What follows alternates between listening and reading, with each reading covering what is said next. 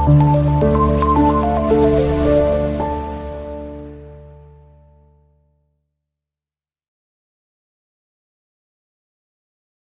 உறவுகளுக்கு வணக்கம்.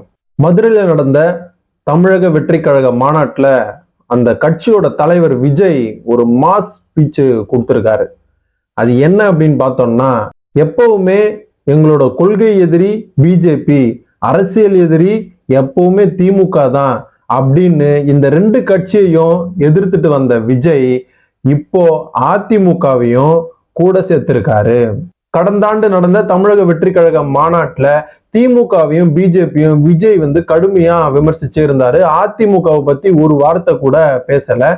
அப்பத்துல இருந்தே இப்போ வரைக்கும் விஜய் அதிமுகவோட தான் கூட்டணி வைக்க போறாரு, அதிமுக கூட தான் கூட்டணி வச்சு இந்த தேர்தலை சந்திக்க போறாரு அப்படின்னு நிறைய பேச்சுகள் பேசப்பட்டு வந்தது.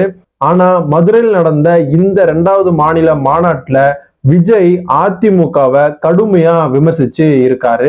எம்ஜிஆர் யாருன்னு தெரியல, அவர் மாஸ் என்னன்னு தெரியல, அவர் இருக்கும்போது முதலமைச்சர் பதவிக்கு யாருமே ஆசைப்பட்டதும் கிடையாது, கனவு காணதும் கிடையாது. ஏன்னா அந்த பதவியை அவரு தக்க வச்சுக்கிட்டு இருந்தாரு. மக்களும் அவருக்காக தான் முதலமைச்சர் பதவி அப்படிங்கிற மாதிரி அரியாசனத்தை கொடுத்தாங்க. ஆனா அப்படிப்பட்ட ஒரு கட்சி இன்னைக்கு எந்த அளவுக்கு இருக்குன்னு நான் சொல்லி உங்களுக்கு தெரிய தேவையில்ல, உங்களுக்கே தெரியும் அப்படின்னு பேசியிருக்காரு. இந்த பேச்சு தான் தமிழக அரசியல் களத்துல பெரும் பரபரப்பை ஏற்படுத்தி இருக்கு. என்னடா இது, திமுகவை விஜய் கடுமையா விமர்சிப்பாரு, எப்பவுமே பிஜேபியையும் விட்டு வைக்க மாட்டாரு, அவங்களையும் சேர்த்து விமர்சிப்பாரு. அதிமுக விமர்சிக்காம இருந்து அவங்க கூட கூட்டணி வச்சு இந்த தேர்தலை சந்திச்சு வின் பண்ணுவாரு அப்படின்னு நம்ம பார்த்தோம்னா, அதிமுகவை தான் இந்த மாநாட்டுல கிழிச்சு தொங்க விட்டுருக்காரு அப்படின்னு சொல்லிட்டு எல்லாரும் நினைச்சுக்கிட்டு வராங்க. அது மட்டும் இல்லாம அதிமுக கூட்டணி பத்தியும் அவர் குறை சொல்லியிருக்காரு. அது என்ன அப்படின்னு நம்ம பார்த்தோம்னா, அதிமுக பிஜேபி கூட்டணி ஒரு பொருந்தாத கூட்டணி, அதிமுகவுக்கும் பிஜேபிக்கும் எப்பவுமே செட் ஆகாது, அவங்கள ஒரு பயங்காட்டி இந்த கூட்டணியில வச்சிருக்காங்க பிஜேபி அப்படின்னு சொல்லிட்டு கடுமையா விமர்சிச்சிருக்காரு. அது மட்டும் இல்லாம தமிழக வெற்றி கழகம் யாரு கூட கூட்டணி வைக்க போகுது அப்படின்னு சொல்லுவாரு அப்படின்னு பார்த்தோம்னா, மக்களோட அன்பும் ஆசீர்வாதம் நமக்கு இருக்கும்போது நமக்கு எதுக்குங்க மறைமுக கூட்டணி, நாம் என்ன உலகமாக ஊழல் கட்சியா, மக்கள் சக்தியே நம்ம கூட அணி அணியா இருக்கும்போது இந்த அடிமை கூட்டணியில நாம ஏன் சேரணும், நமக்கு என்ன அவசியம் அப்படின்னு காட்டமா பேசியிருக்காரு.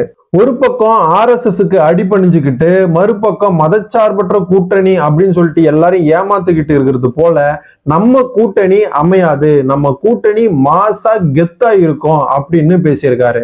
என்னடா அது, பிஜேபி பத்தி பேசியிருக்காரு, ஏடிஎம்கே பத்தி பேசியிருக்காரு, திமுக பத்தி பேசியிருக்காரு.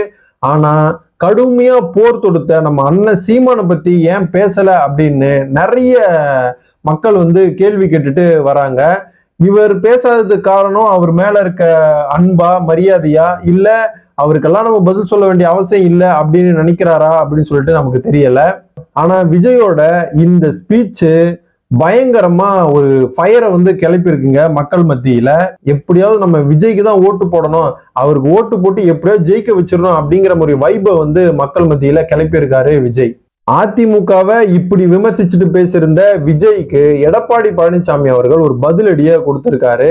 அதிமுகவை பத்தி எதுவும் தம்பி அறியாமையில பேசுறாரு, அதிமுகவை பத்தி வரலாறு தெரியாம பேசுறாரு, அவருக்கெல்லாம் நம்ம பதில் சொல்ல வேண்டிய அவசியம் இல்லை அப்படின்னு சொல்லிட்டு ஒரு பதிலடியும் கொடுத்திருக்காரு.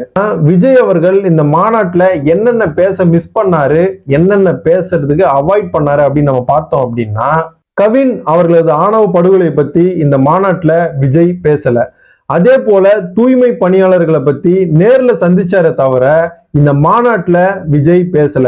அதே போல பிஜேபியோட இந்த வாக்கு திருட்டு இந்த விஷயத்தை பத்தியும் விஜய் பேசல. எப்படியாவது இந்த படத்துல வசனத்தை எழுதி கொடுப்பாங்கல்ல, அந்த வசனத்தை மட்டும் பேசிக்கிட்டு சரசரன்னு பேசிட்டு மக்கள் மத்தியில ஒரு ஃபயரும், ரசிகர்கள் மத்தியில் ஒரு ஃபயரும் கிளப்பிட்டு நம்ம போயிடுவோம் அப்படிங்கிற மாதிரி விஜய் அவர்கள் முக்கியமான விஷயத்த பேசாம எப்பயும் போல எல்லாரையும் கலாச்சிக்கிட்டு அடுக்கு மொழியில பேசிட்டு மக்களை வைப் பண்ணி விட்டுட்டு தான் விஜய் போயிருக்காரு. விஜயோட இந்த ஸ்பீச் எல்லார் மத்தியிலையும் ஒரு அச்சத்தை உண்டு பண்ணியிருக்கு. இந்த ஸ்பீச்சுக்கு அப்புறம் விஜய் அவர்களுடைய அரசியல் களம், அரசியல் நிலை எப்படி இருக்கும் அப்படின்னு நம்ம பொறுத்திருந்து தான் பார்க்கணும்.